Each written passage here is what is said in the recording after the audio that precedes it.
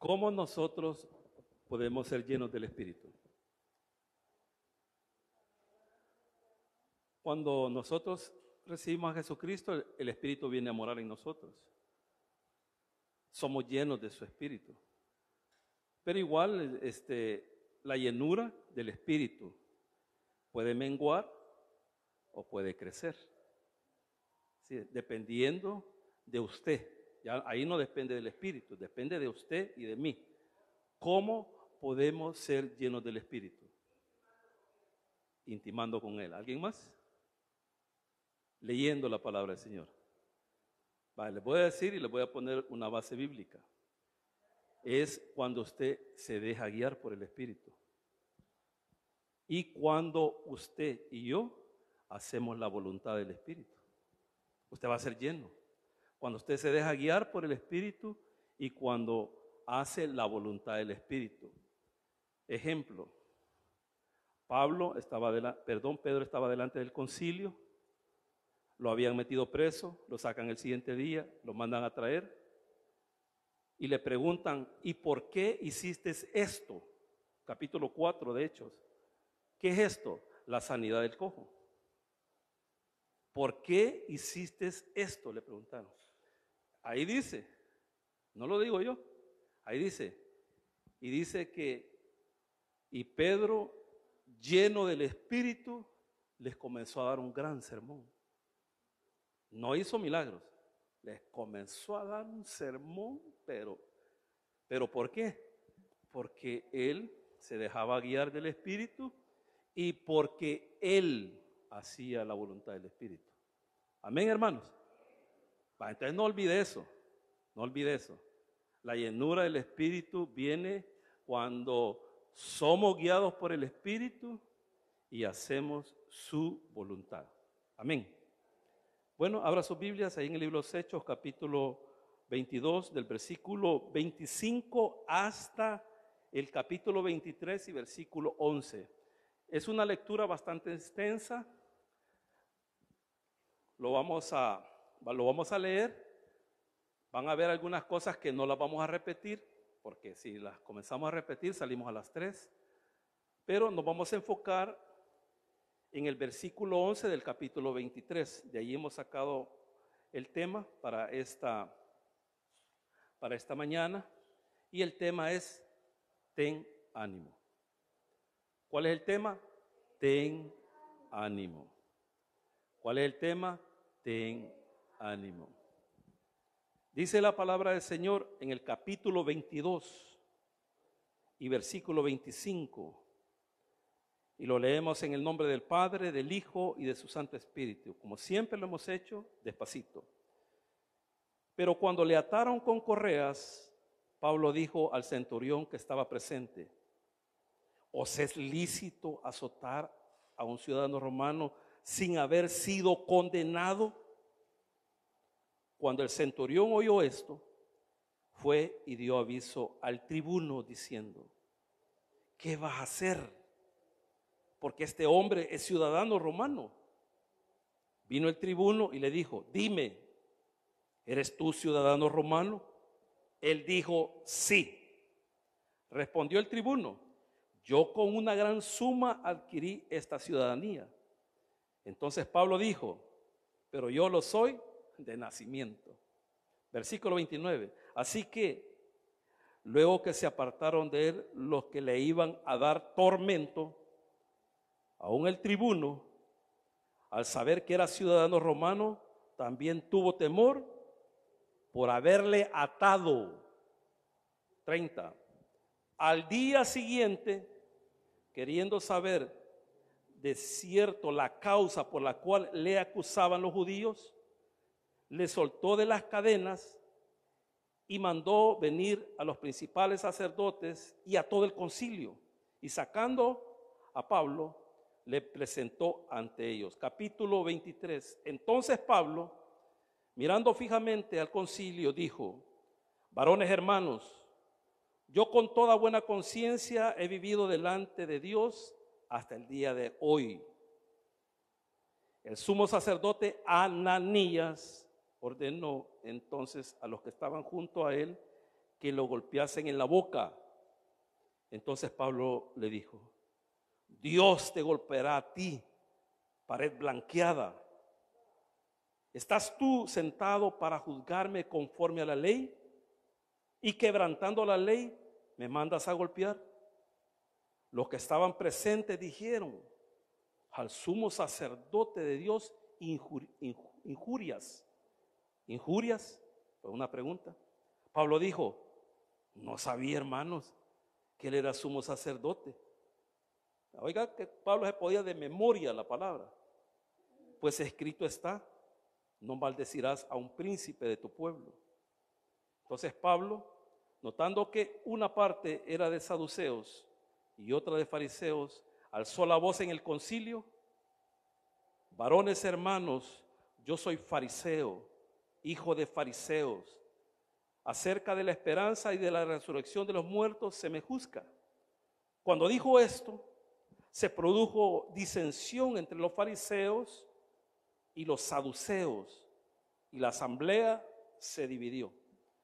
Porque los saduceos dicen que no hay resurrección, ni ángel, ni espíritu, pero los fariseos afirman estas cosas. Y hubo un gran vocerío, y levantándose los escribas de parte de los fariseos, contendían diciendo: ningún mal hallamos en este hombre, que si un espíritu le ha hablado o un ángel, no resistamos a Dios. Y habiendo gran disensión, el tribuno, teniendo temor de que Pablo fuese despedazado por ellos, mandó que bajasen los soldados y le arrebataron de en medio de ellos y le llevasen a la fortaleza.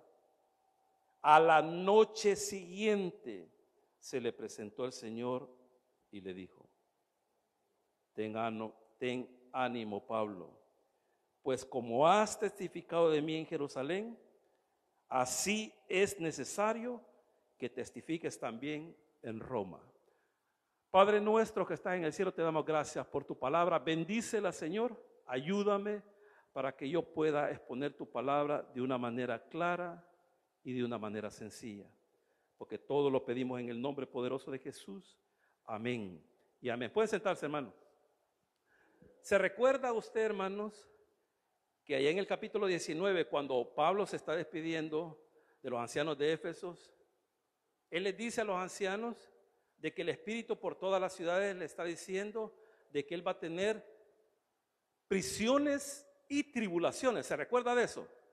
¿Se recuerda de eso, hermano? Si no se recuerda, no se preocupe. Y de ahí él sigue caminando, ya él va de regreso a Jerusalén, y estando en Cesarea, en casa de Felipe, el evangelista, un profeta que viene de Jerusalén sube a Cesarea, y el profeta Agabo le quita el cinto a Pablo y le dice: a este dueño del cinto lo van a atar así en Jerusalén, ¿se acuerda? Y Pablo le dice: ¿por qué me están entristeciendo con lo que me están diciendo? Le estoy parafraseando el pasaje. ¿Por qué? O sea, yo estoy dispuesto no solamente a ser atado, sino hasta dar la vida por el evangelio. ¿Se acuerda de todo eso? ¿Se recuerda? Pero del versículo 25 que hoy hemos leído hasta el 29, Pablo ahí se está zafando, porque le está diciendo: bueno, ¿y por qué me van a azotar? ¿Por qué me van a azotar? Yo soy ciudadano romano. Y no él fue el que dijo, pues, de que él estaba dispuesto a ser azotado, y no solamente a ser azotado, sino que hasta morir. Pero ahora, ¿por qué él está diciendo esas palabras? Se lo voy a decir de una manera rápida y sencilla. Porque el anhelo de Pablo, y ahí lo dice el contexto, porque el anhelo de Pablo no había sido cumplido. ¿Cuál era el anhelo de Pablo? ¿Cuál era el anhelo de Pablo? Desde que venía de Éfeso, ¿cuál era el anhelo de Pablo? Ir a Roma. Entonces el anhelo de Pablo no se había cumplido. Solo ahí hay una gran enseñanza. Cuando usted se deleita en Jehová, Él cumplirá los deseos de su corazón. Así dice la palabra del Señor en el Salmo 37:4. Deleítate a sí mismo en Jehová y Él te concederá las peticiones de su corazón. Pablo, hermano, su propósito era ir a Roma. ¿Y sabe cuál era el propósito? Y lo consigue. Es increíble, hermano. Es como si alguien de nosotros tenga el anhelo de su corazón de predicarle al presidente. El presidente no va a dejar, hermano. No va a dejar de que, a menos que él desee. Va a decir, es que démosle chance al hermano Carlos que venga aquí y que me predique. Pero no, hermano. Entonces Pablo, ese era el anhelo de él. Por eso usted se va a dar cuenta de que cuando ya él ve que ya todo está, que ya lo van a condenar y lo van a matar en Jerusalén, dice, momento, tranquilo, yo soy ciudadano romano, así que apelo al César. Pablo era, miren, Pablo en su corazón quería predicarle, y lo logró porque era el César el que lo iba a juzgar. ¿Y quién era el César? El tranquilo de Nerón. El tranquilo de Nerón, el tranquilo de Nerón. Entonces, todavía no era el momento, no era el momento. Entonces, aquí del versículo 25 al 29, o sea, cuando lo agarran y le dicen, para sacarle la verdad, como no saben por qué lo están acusando, por qué lo quieren matar, entonces flagélenlo, dice el tribuno, flagélenlo. Entonces, ahí en la torre, que es la misma Torre Antonia, si usted tiene un mapa, usted lo va a ubicar ahí al lado occidente del templo, acá a la par del templo, ahí está la Torre Antonia. Ahí fue donde metieron al Señor Jesús. Allá en Juan dice el pretorio. Era el centro de operaciones de ellos, lo habían puesto a la par del templo, porque ahí se levantaban los motines. Entonces, entrar al pretorio, entrar a la Torre Antonia, era ya no salir vivo de ahí. Y Pablo sabía. Entonces, cuando lo llevan ahí y dan la orden de que lo azoten, momento, ¿por qué me van a azotar? ¿Por qué me van a azotar? Yo soy ciudadano romano. Entonces, cuando oye eso, el centurión le va a decir al tribuno, mira, este está diciendo que es ciudadano romano. Si lo azotás, nos metemos en un liazo aquí. Entonces se va al tribuno y le pregunta a Pablo, ¿tú eres ciudadano romano? Sí, soy ciudadano romano. Juela, le dice, yo soy ciudadano romano, pero me costó dinero, le dijo. Ya le voy a explicar eso. Me costó dinero. No, le dijo Pablo, yo soy de nacimiento. Vaya. Acuérdense que los papás y Pablo son hebreos de hebreos. Le voy a poner un ejemplo sencillito. Es como si usted se vaya para Estados Unidos y allá le nace un hijo. Es ciudadano estadounidense. Él tiene derechos especiales ahí. Así es el asunto. Entonces Pablo le dice, no, le dice, yo soy de nacimiento. Pero yo la compré. Sí, pero yo soy de nacimiento.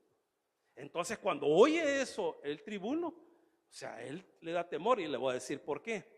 Primero, en la época de Claudio, que usted lo puede ver en los pasajes de aquí, en el capítulo 18, cuando él deporta a los judíos de Roma, ahí está Claudio. Antes de Claudio fue Calígula. Después de Calígula fue Claudio. Después de Claudio fue Nerón. Ahí. Aquí estamos en este momento ya en época de Nerón. En la época de Claudio, Claudio tenía una esposa, ella se llamaba Mesalina, te lo puede buscar ahí en la historia universal. Él tenía una esposa que se llamaba Mesalina. Entonces, para hacer billetes, ella habló con el esposo y le dijo, mira, yo necesito billetes, ¿y cómo podemos hacer? Y le dijo la mujer, pues la mujer era bien tranquila. Le dijo, vendamos la ciudadanía. Vendela, pues, le dijo, él era el emperador. Y la comenzaron a vender en época de Claudio. Después ya eso ya no fue así. Entonces la comenzaron a vender. Pero no la vendían, hermano, a 2 por la cora. O sea, era una suma altísima que Mesalina se volvió millonaria. Vaya, ahora le voy a poner un ejemplo. Es como si Estados Unidos dijera, bueno, para todo el mundo. Ahí era para todo el mundo romano. Para todo el mundo. El que quiera ciudadanía estadounidense, la vendemos. Yo le aseguro que algunos de ustedes venderían hasta las casas, hasta las cacerolas. Yo le aseguro. Entonces, eso es lo que se había dado. Entonces, el tribuno había aprovechado esa oportunidad. Ahí dice él, yo con una gran suma adquirí esta ciudadanía. O sea, no le costó 5 centavos, pero Pablo era ciudadano. Otra cosa, cuando él se da cuenta que es ciudadano, hay un historiador romano que se llama Cicerón, que él escribe ahí, él es un historiador, y dice esto: castigar a un ciudadano romano, encadenar a un ciudadano romano es una iniquidad. Azotarlo es un crimen. Hermano, si usted azotaba a un ciudadano romano y comprobaban que esa persona era ciudadano romano, lo mataban a usted. O sea, había una ley que los protegía a ellos. Había una ley que los protegía, pero había otra cosa, que si usted decía que era ciudadano romano y no era cierto, inmediatamente, mátenlo ya. Entonces, por eso usted puede entender ese pasaje del 25 al 29. El 30 dice, al día siguiente. Es bueno que cuando usted lea, vea todas esas cositas, hermano. Porque usted puede decir al día siguiente, pero ¿cuál día siguiente? O sea, usted tiene que apoyarse con lo que ha venido leyendo. Recuérdese que cuando Pablo llega a Jerusalén, le da la bienvenida a la iglesia. Santiago le dice, mira, anda, anda a cumplir votos con estos y pagarles. Entonces él llega ahí, dice al siguiente día, Pablo va al templo y comienza la purificación que dura 7 días. Cuando terminan los 7 días lo capturan, ahí ya son 8 días. Cuando dice aquí, al siguiente día, ya van 9 días de que Pablo ha llegado a Jerusalén. Y más adelante, ahí en el 11 dice, y a la noche siguiente. Ahí ya van, quiero ver, 10 días, si no estoy mal. 10 días van ya ahí.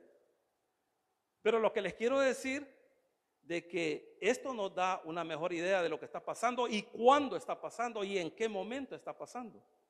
Dice, al día siguiente, queriendo saber, o sea, el tribuno, queriendo saber de cierto la causa de la cual le acusaban los judíos, le soltó las cadenas y mandó venir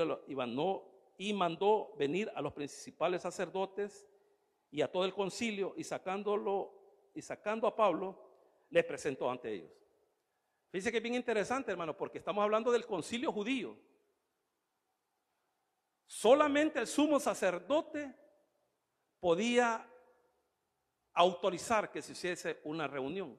Solo el sumo sacerdote, no había otra persona. Pero aquí estamos viendo que el que está convocando es el tribuno. La pregunta es ¿por qué? ¿Por qué?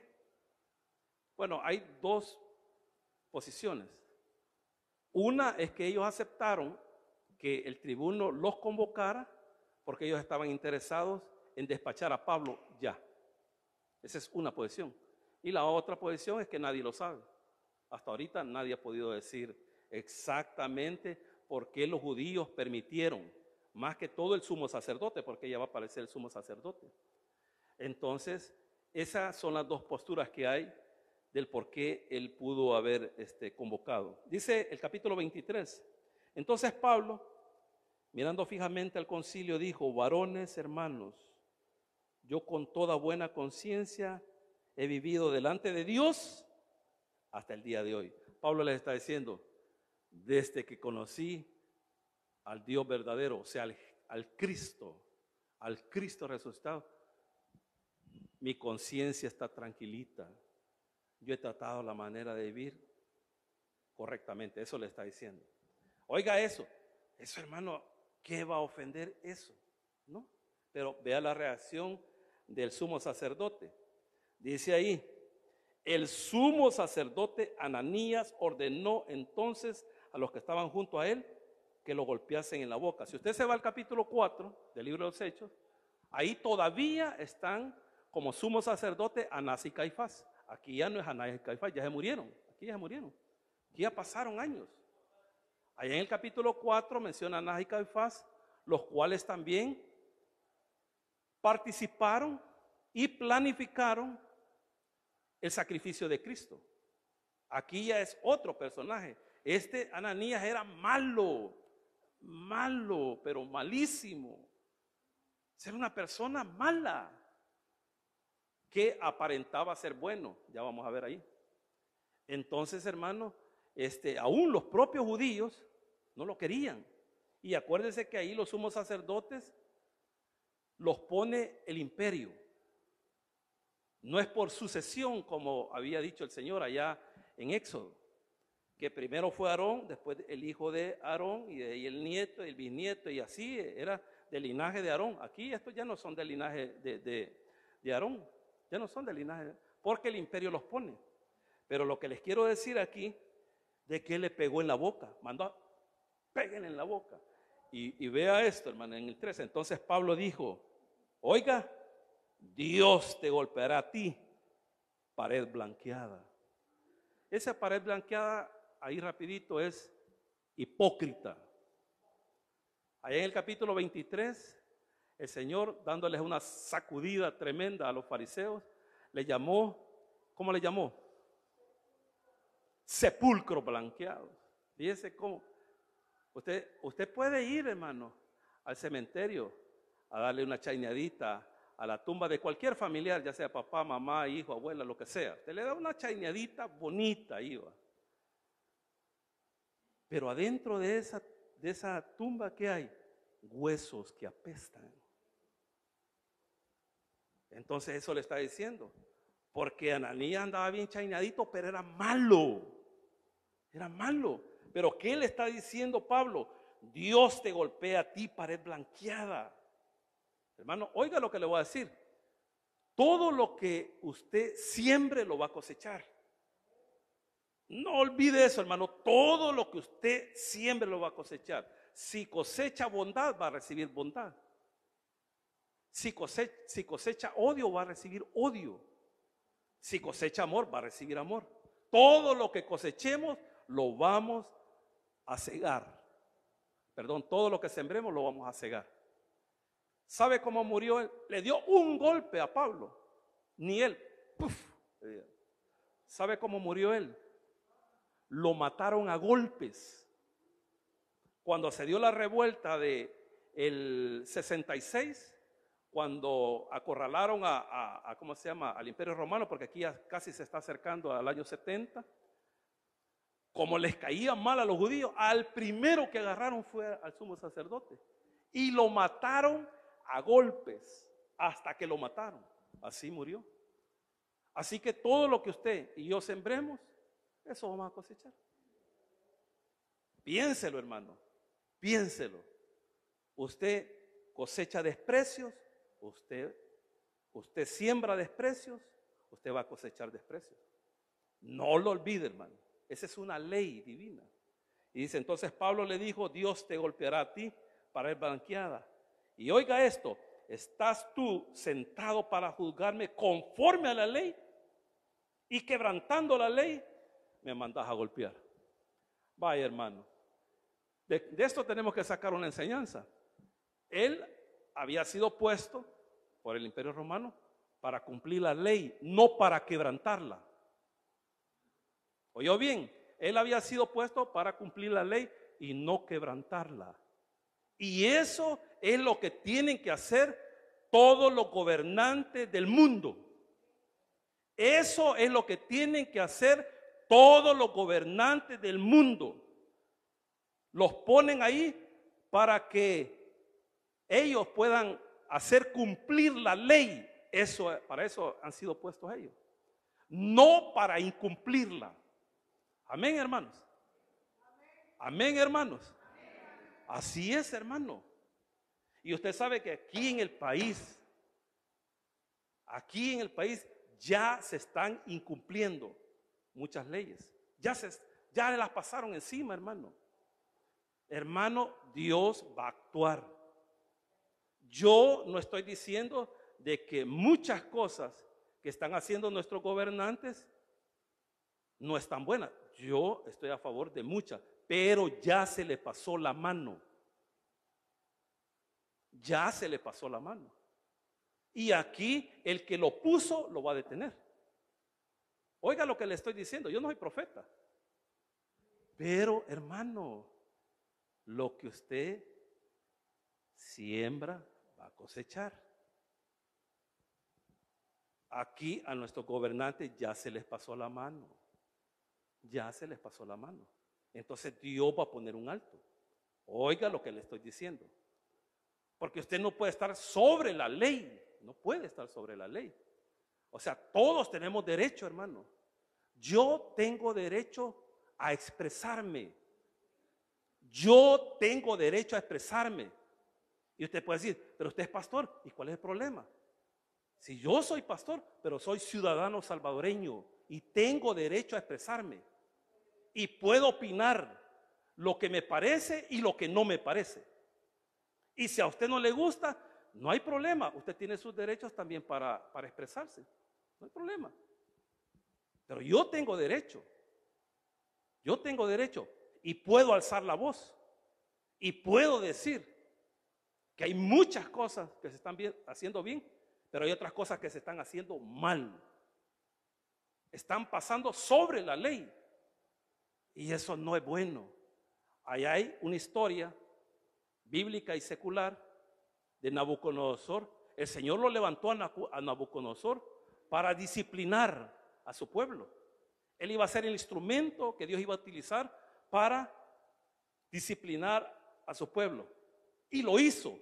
¿Sabe cuál fue el problema de Nabucodonosor? Que exageró la disciplina. Ay, Dios, hermano. Dios lo había levantado para disciplinar a su pueblo. Pero él exageró. Entonces el Señor lo vio y dijo, allá está, creo que en Isaías 13 o 12, por ahí está, cuando dice que Dios juzgará a Babilonia, el juicio contra Babilonia. Ahí lo puede leer usted. Exactamente lo que él había hecho con los judíos, el Señor lo va a hacer, se lo va a hacer a él, a su pueblo, por medio de los medos y persas. Todo lo que usted siembre lo va a cosechar. Y dice ahí la palabra del Señor. Entonces Pablo dijo, Dios te golpeará a ti, pared blanqueada. ¿Estás tú sentado para juzgarme conforme a la ley? Le está preguntando. A ti te han puesto aquí para que me juzgues según la ley. ¿Y cuál era la ley? Comprobárselo. Le tenían que comprobar que lo que le decían era cierto. Para eso lo habían puesto. Para eso lo había llevado el tribuno. Y le dice ahí, y quebrantando la ley, me mandas a golpear. Oiga esto, porque él está hablando fuerte al sacerdote. Los que estaban presentes dijeron, al sumo sacerdote de Dios injuria. O sea, le está diciendo cosas a él. Y había una ley ahí en Éxodo 22, lo puede ver, usted lo puede ver, donde Dios dice que no hay que injuriar a los príncipes ni a los jueces. Pablo, ¿usted cree que no sabía? Él sabía. Pablo sabía. Pablo conocía la ley, hermano. Entonces dice aquí, los que estaban presentes dijeron, al sumo sacerdote de Dios injuria. O sea, ellos preguntaron, le dijeron a Pablo, al sumo sacerdote de Dios, ¿estás injuriando? Y oiga lo que le dice Pablo. Esto es de una manera sarcástica. O sea, él se lo está diciendo de una manera irónica, así. Y le dice así, Pablo dijo, uy, no sabía. Dice ahí, no sabía, hermano, que era el sumo sacerdote. Ananías tenía 9 años de ser sumo sacerdote. Cree que Pablo no lo conocía. Pero lo está diciendo de una manera irónica. O sea, uy, no lo conocía. O sea, cuando él dice así, no lo conocía. Y dice ahí, no sabía, hermanos, que el sumo sacerdote, no sabía, hermanos, que era el sumo sacerdote. Y Pablo dice, pues escrito está, no maldecirá a un príncipe de tu pueblo. Pablo lo que le está diciendo así. Él dice, no sabía que este era el sumo sacerdote. Porque si fuera sumo sacerdote, actuara como un verdadero sumo sacerdote. Eso es lo que está diciendo Pablo. Si él fuera sumo sacerdote, pues yo no sabía que era sumo sacerdote. ¿Por qué dice eso? Porque no se estaba comportando como un verdadero sumo sacerdote. Entonces dice ahí, entonces Pablo, 6, notando que una parte era de saduceos y otra de fariseos, alzó la voz en el concilio: varones hermanos, yo soy fariseo, hijo de fariseos. Acerca de la esperanza de la resurrección de los muertos, se me juzga. Y aquí va a comenzar. Pablo ya sabe, hermano. Oiga, Pablo no era cualquier cinco yuca. Él ya sabe que la balanza estaba en contra de él. Él ya sabe. Entonces él ve al concilio, son 70 más 1, son 71. Más el tribuno habían 72 personas. Entonces él está viendo ahí y dice, aquí hay más fariseos y aquí hay menos saduceos. Entonces él hace una división. Y comienza a hablar de la resurrección. ¿Por qué? Porque el sumo sacerdote es saduceo y los saduceos no creen en la resurrección, pero los fariseos sí. Esa era una estrategia de Pablo para zafarse. Y sabía que ahí tenía el tribuno. Y él lo que está viendo es zafarse. Por eso le digo, Pablo había dicho, yo aunque me amarren, me encadenen, aunque me maten, pero yo por el evangelio se voy a dar mi vida. Pero aquí usted está viendo de que él está utilizando esta estrategia de Pablo para poderse zafar de ellos y no lo maten. Entonces él comienza a hablarles de la resurrección y ahí usted lo pudo leer conmigo, de que hay una división y dijeron, no, dijo, aquí no hay resurrección. Y otros decían, sí hay resurrección. Entonces hubo un gran alboroto que quisieron agarrar a Pablo para matarlo. Y es la tercera vez que el tribuno salva a Pablo. Es la tercera vez. Porque cuando él ve que se hace el gran deschongue, manda 3 soldados, porque ahí los tiene a la par. Es como si los soldados estuvieran ahí, en la casa del hermano Pablo. Ahí solo, y ya llegaban. Entonces llegaron los soldados. Y dice ahí la palabra del Señor, aquí quería llegar ya. Tengo exactamente 20 minutos. Y habiendo gran disensión, estoy en el 23:10, el tribuno, teniendo temor de que Pablo fuese despedazado por ellos, mandó que bajasen los soldados. Acuérdense que era una torre, tenían que bajar. Y le arrebataron, o sea, los soldados, de en medio de ellos. Y le llevasen a la fortaleza a la noche siguiente. Oiga esto, ¿no? A la noche siguiente. Cuando uno está atravesando situaciones difíciles, hermano, pero difíciles, Dios lo sabe. Él lo sabe todo, hermano. Entonces, cuando usted está al límite, Dios siempre va a llegar. Y siempre, casi siempre, llega de noche. Porque si usted se va al capítulo 18 ¿cómo se llama? De Corintios, usted se va a dar cuenta de que Pablo viene de Atenas y viene decepcionado, viene cabizbajo. ¿Por qué? Porque allá los de Atenas casi nadie creyó, no pudo levantar una iglesia. Entonces él va triste para allá. Entonces Dios sabe que él viene agüitado, se siente mal y todo eso. Eso es importante que usted lo sepa. Dios conoce sus sentimientos y su corazón. Él sabe cómo usted se siente ahora. Él sabe perfectamente. Pablo estaba mal. ¿Por qué? Porque el anhelo de Pablo era predicarles a ellos y no les pudo predicar. A Nantillo le dieron chance.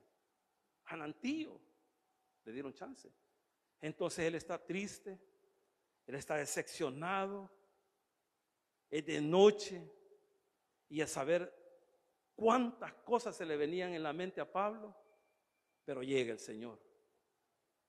Y le voy a decir por qué en las noches que el Señor llega a nuestras vidas a animarnos. ¿Por qué le dice el Señor, Pablo, ten ánimo? ¿Por qué le dice, Pablo, ten ánimo? ¿Por qué le dice? Porque Pablo está desanimado.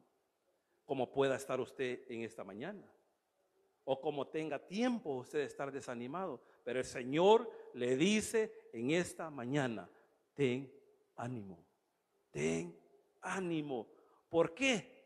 Porque Él sabe que usted está desanimado. Él sabe que usted está desanimado. Pablo estaba desanimado, usted está desanimado. Por eso, hermano, la palabra es la que nos fortalece. Ten ánimo. Ahí en el capítulo 18, Pablo llega a Corintio, está desanimado, y el Señor dice que en una visión, ojo con esto, allá es una visión, aquí es el Señor mismo. Hermano, aquí no es un sueño, aquí no es una visión, aquí es el Señor mismo hablando con Pablo. Allá fue una visión. Y le dice en el capítulo 18, Pablo, tranquilo, no te preocupes, yo sé que allá no estableciste iglesia, pero aquí hay un gran pueblo que sí te va a oír. Eso lo animó a Pablo, de verdad. Y cabal, hermano, estuvo 1 año, 6 meses. Y Corinto fue una de las iglesias más grandes. Eso lo animó. Una cosa es que yo, con toda mi buena voluntad, yo le diga a mi hermano José, hermano, tenga ánimo, ya va a salir. Esa es una cosa. Pero otra cosa es que lo venga a decir el Señor. Son cosas diferentes. Esas son cosas diferentes. Aquí vino el Señor personalmente, porque Él estaba desanimado. Usted está desanimado. Usted sabe de que en estos días la situación se ha puesto difícil. Muchas familias han salido afectadas. Lloran. Hoy estuve hablando con una hermanita después del culto de las 7:30, llorando. O sea, no aguanta la presión, hermano. ¿Usted cree que Dios no sabe eso? Pero el Señor le dice en esta mañana, ten ánimo. Ten ánimo. Eso nos dice el Señor, tengan ánimo. Yo no sé cuál es su situación. O sea, no lo sé, pero Dios lo sabe. Puede ser que su situación sea de enfermedad. Puede ser que su situación sea económica y usted esté cabizbajo y dice, ¿cómo voy a hacer? El Señor le dice en esta mañana, ten ánimo. Él le dice, ten ánimo. Él está con nosotros, hermano. Y dice aquí la palabra del Señor, a la noche siguiente se le presentó el Señor y le dijo, más adelante usted va a ver por ahí que Pablo tiene otra dificultad. Y por eso le digo, yo le voy a contar una experiencia. Siempre el Señor casi siempre llega de noche. ¿Por qué? Todavía no se los he dicho. Porque es en la noche cuando estamos solos. Aquí usted puede ser que esté desanimado, pero aquí usted platica con un hermano y todo, lo saludamos, le damos la bienvenida y usted en un lapso de tiempo se le olvidan las preocupaciones. Pero el problema es cuando usted llega a la casa y está solo en su casa. Esa es una cosa diferente. Usted se va al trabajo y usted se distrae en el trabajo y todo eso, esa es otra cosa. Pero usted anda el problema. Pero cuando llega a su casa, es de noche, usted no puede dormir. Pablo aquí no. ¿Cómo va a estar durmiendo? Y usted no puede dormir y usted está pensando en el problema que tiene y pensando en el problema. Ahí es donde aparece el Señor. Yo les he dicho a los hermanos, por experiencia propia, se los he dicho con toda la autoridad, hermano, en este momento de su vida que está pasando esta situación, pare las antenas. Dios le va a hablar. Dios le va a hablar. Estoy 100% seguro que en los momentos más difíciles es cuando Dios nos habla. Yo iba en la madrugada, hermano, yo les he contado eso en la madrugada, no sé hace cuántos años, 6 años, no sé cuántos años. Iba yo de Perú a Buenos Aires, la 1 de la mañana pasando por la cordillera de los Andes, en la madrugada, ahí. Y de repente el avión donde iba se fue para abajo en picada, pero hermano, se fueron las luces, se oían gritos, golpes, había de todo y la gente estaba, y el avión iba pero a toda velocidad, hermano. Y yo agarré a Kevin así. Nos acabábamos de pasar a la ventana porque nosotros íbamos en la parte del centro. Pero como iba solo, le dije a la azafata, podemos pasarnos ahí, porque Kevin quería ir por la ventana viendo así, ni se ve nada, solo las nubes se ven. Entonces, pero él quería ir ahí. Entonces, en ese momento que nosotros nos pasamos aquí, porque lo más grave fue en medio, imagínense cómo Dios nos estaba quitando del lugar, y nos pasamos aquí, y cuando se da eso no teníamos ni 5 minutos, cuando para abajo. Entonces yo solo le hago así, y yo sabía, hermano, que ahí estábamos ya cocinados. Kevin iba gritando, yo iba llorando y le decía, Señor, ten misericordia, íbamos llorando así, pero fue cuestión de segundos, así, ¿ve? Y de repente, hermano, se me pasó el pasaje que está más adelante, cuando Pablo va hacia Roma y hay un huracán, el Euroclidón, y los agarra ahí, y ahí no va el Señor, manda un ángel. Ahí manda un ángel. Allá es una visión, aquí es el Señor y allá es un ángel. Entonces en ese momento se me pasó ese pasaje, pero así, mire, en ese momento, hermano, y me habla el Señor y me dice, no te preocupes, porque ninguno va a morir. No te preocupes, porque ninguno se va a morir. Solo oí eso. Era increíble, hermano. Increíble. O sea, yo sentí cuando íbamos cobrando altura, y de repente así, literal, sacándonos de la turbulencia. Cuando nos saca de la turbulencia, se encienden las luces. Cuando yo volteo a ver, eran cientos de personas heridas. Los asientos se habían destrabado. Era un caos terrible, hermano. Y yo estaba con Kevin así. Cuando le hago así, imagine la posición así. Cuando le hago así, aquí, cuando le hago así, topé donde van todas las maletas. El maletero se quebró y quedó así. Y nos quedó así, ¿ve? Si nosotros vamos así, nos desnuca. Pero Dios llegó en esa madrugada. Él llegó en esa madrugada y me dijo, nadie va a morir, y heridos. Eso sigue estando por YouTube. Ahí está. No tengo necesidad de mentirles, sigue estando porque fue noticia en Buenos Aires. Y el piloto dijo, no sé qué pasó, el avión se descontroló, ya no lo pude, él hablando, ya no lo pude sostener, pero no sé cómo volvimos nuevamente hacia arriba. Era Dios. Él me había dicho, no te preocupes, nadie va a morir. Exactamente. Por eso le digo, el Señor va a llegar en los momentos más difíciles de su vida. Ha sido el momento que he estado cara a cara con la muerte. Cara a cara. Nunca he estado tan cerca de morir que esa vez. Pero el Señor estaba ahí. Él iba conmigo. Él iba conmigo. Y Él me fortaleció en ese momento difícil. Difícil. Él. Así que yo sé que usted está atravesando situaciones difíciles. Yo lo sé. Pero el Señor le dice, y a la noche siguiente se le presentó el Señor y le dijo, ten ánimo, Pablo. Oiga, ten ánimo. Pues como has testificado de mí en Jerusalén, oiga, como has testificado en mí en Jerusalén. Y yo le hago la pregunta, ¿cuántas veces desde la conversión de Pablo, cuántas veces lo dejaron testificar a Pablo? ¿Cuántas veces? ¿Cuántas veces? Ninguna. Ninguna. Siempre en Jerusalén. En Jerusalén. La primera vez está en el capítulo 9 del libro de los Hechos, y llega a Jerusalén y se tiene que ir porque lo quieren matar. O sea, nunca tuvo la oportunidad, por eso él deseaba ir a compartir con ellos, pero no lo dejaban. Pero el Señor está diciendo aquí, ten ánimo, Pablo, pues como has testificado en Jerusalén. ¿Cómo es que ha testificado? Pablo había testificado. Oiga, Pablo había testificado. ¿Cómo había testificado él? ¿Predicando? No. pero él había testificado con su vida. ¿Oyó bien, hermano?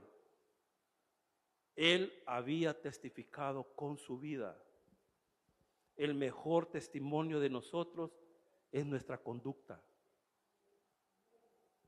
Nuestro mejor testimonio es nuestra conducta. Ese es el mayor testimonio de una persona. A Pablo no le permitieron en Jerusalén predicar, pero su vida daba testimonio de lo que Dios había hecho con él.